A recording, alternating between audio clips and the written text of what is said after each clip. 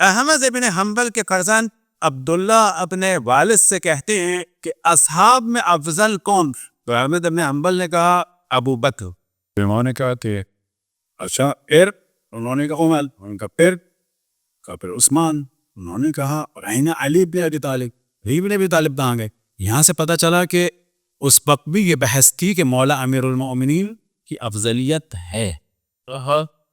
واہ یا یہ کم سے کم بحث. بیٹے نے کہا فائن علی بن ابی طالب. علی بن ابی طالب تھا. احمد ابن حنبل نے کہا ہوا من اہل البیت لا یقاس بهم من احبا. علی ابن ابی طالب اہل بیت میں سے، ان تک کسی سے کوئی ایک روایت سمجھ کے نہ سوچنا کہ احمد ابن حنبل جو ہے وہ بہت مولا امیر المومنین کے شہدائی تھے، اس کے بعد ہم دبا کے جو ہے کہ جی وہ تو اہل حق تھے اہل حق تھے اہل حق تھے. نا، اس کے فوراً بعد وہ کہتے ہیں کہ آپ کیا کہتے ہیں من کنت مولا ہو فہذا علی المولا. وہ کہتے ہیں تعب چھوڑ دو ایسا اس کو، بس اتنا ہی بیان کرو، زیادہ نہیں بیان. آپ بھی یہ بھی کہتے ہیں اس کو بس ساکت ہو جاؤ. کہتے ہیں وما تقول انت منی بمنزلۃ ہارون من موسیٰ. تو کہتے ہیں اس کو چھوڑ دو، اس کو کوئی ڈسکس نہ کرو.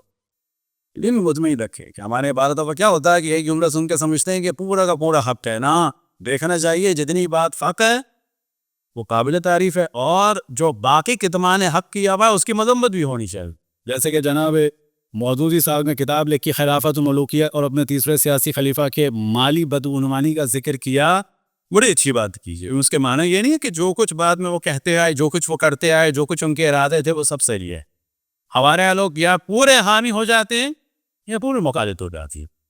نہ ہم کسی کے پورے حامی ہیں اور کسی کے بوتی و خرما بردار بھی سے بے معصوم ہیں چاہے کوئی، اور نہ کسی کے پورے مخالف بغیر یہ کوئی خاص دشمن اہل بیت ہو. تو مولا امیر المومنین کے فضائل کے بارے میں یہ چیز ذہن میں رہے کہ جس آیت کو سرنامہ کلام ہم ہمیشہ قرار دیتے ہیں وہ آیت تطہیر ہے. اور آیت تطہیر وہ آیت ہے کہ جس سے پتہ چلتا ہے کہ اللہ سبحانہ و تعالیٰ کی نگاہ میں تمام امت رسول اللہ صلی اللہ علیہ وآلہ وسلم کو ایک جگہ کر دیں. جن کی طہارت کا اعلان ہوا ہے وہ صرف یہ ہے، جن کی طہارت کا اعلان ہوا ہے وہ صرف یہ ہے. اب بحث کی جاتی ہے کہ اہل بیت میں تو بیویاں بھی آ جاتی ہیں. یہ بڑا مغالطہ اس میں کیا جاتا ہے کہ جی اہل میں تو بیویاں بھی آ گئی. حضرت موسیٰ کے اہل میں تو ان کی بیوی بھی آ گئی تھی. یہاں بھی کہا جائے گا کہ اگر ڈکشنری کے اعتبار سے یا لغوی اعتبار سے بات ہو تو جو بیویاں سے، لیکن اصل موضوع یہ ڈسکس ہو رہا ہے کہ جن کے لیے آیت تطہیر نازل ہوئی اور جن کو چادر میں لے کے آپ نے فرمایا نا اللہم کنا ہؤلاء اپلغوا کی، وہ کون لوگ تھے؟ کیا ان میں بیویاں تھیں؟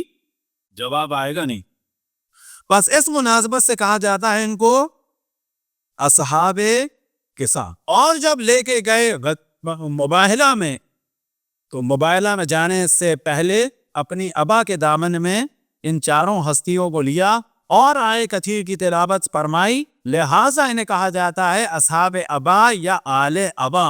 اور وہاں پر بھی ہم دیکھتے ہیں کہ حکم تھا، جمع کا صیغہ تھا فَقُلْ تَعَالَوْا نَدْعُوا أَبْنَاءَنَا وَأَبْنَاءَكُمْ. تم اپنے بیٹوں کو لاؤ ہم اپنے بیٹوں کو لائیں گے. وَنِسَاءَنَا وَنِسَاءَكُمْ وَأَنفُسَنَا وَأَنفُسَكُمْ. اب یہاں جمع کے صیغے ہیں لیکن لے کے جا رہے ہیں دو کو، امام حسن امام حسین کو بیٹوں کو نوان سے. سبحان اللہ. اب یہ کہا جائے کہ اور نواسے تھے، ہم کہتے ہیں نہیں تھے. اگر کسی کا دعویٰ تھے تو ڈرنے کی ضرورت نہیں ہے کہ امام حسن امام حسین کے فضائل اور زیادہ ہو جائیں گے کہ تھے لیکن لے جانے کے فائدہ نہیں تھا. نساءکم یہ بھی جمع کا صیغہ ہے. قرآن مجید میں جب نساء آتا ہے یا نساء نبی کس کے لیے آتا ہے؟ بیویوں کے لیے. لیکن بعض دفعہ نساء کس کے لیے آتا ہے؟ جنرل خواتین کے بھی. تو یہاں پہ حکم تھا اپنے گھر کی خواتین کو رہا. فَقُلْ تَعَالَوْا نَدْعُوا أَبْنَاءَنَا وَأَبْنَاءَكُمْ وَنِسَاءَنَا وَنِسَاءَكُمْ. 9 ازواج تھی لے کے ایک بیٹی کو گئے. 9 ازواج تھی لے کے جہاں ادر کے وقت بھی 9 ازواج تھی لیکن کسا کے نیچے کون ہے؟ ایک بیٹی. سبحان اللہ. یہاں سے پتہ چلتا ہے کہ چلو اور بیٹیاں نہیں تھی. اگر ہوتا نانا بابناکم وبناتنا وبناتکم، ہم اپنے بیٹوں کو لائیں تم اپنے بیٹوں کو لاؤ. سنو کیا ہونا چاہیے تھا بظاہر ہم اپنی بیٹیوں کو لائیں تم اپنی بیٹیوں کو لاؤ.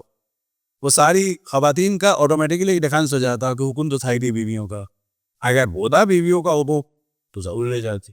لیکن یہاں پر اللہ سبحانہ و تعالیٰ نے جو فصاحت و بلاغت کا اور ہدایت کا ایک جلوہ ظاہر کیا کہ بنات کا لفظ نہیں استعمال کیا بلکہ فرمایا وَنِسَاءَنَا وَنِسَاءَكُمْ، 9 بیویاں تھیں لیکن لے کے گئے صرف ایک بیٹی کو، جبکہ بظاہر تبادل سے کیا مراد؟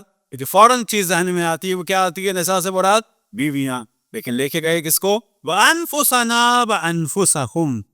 عوام طور پہ ہمارے ہاں جب انفس کا ترجمہ کیا جاتا ہے تو ہم لوگ کہہ دیتے ہیں کہ تم اپنے نفسوں کو لاؤ، ہم اپنے نفسوں کو لائیں۔ یہ ترجمہ نہیں ہے درا ہے، یہ عربک ورڈ کی جو جمع تھی نفس کی انفس تھی، ہم نے کیا کر دیا اردو میں کہ عربک ورڈ کا جو سنگولر تھا نفس، اس کی جمع بنا دی ہندی کی نفسوں کا ترجمہ نہیں کیا، ہم نے کیا کیا اس کے سنگولر کا؟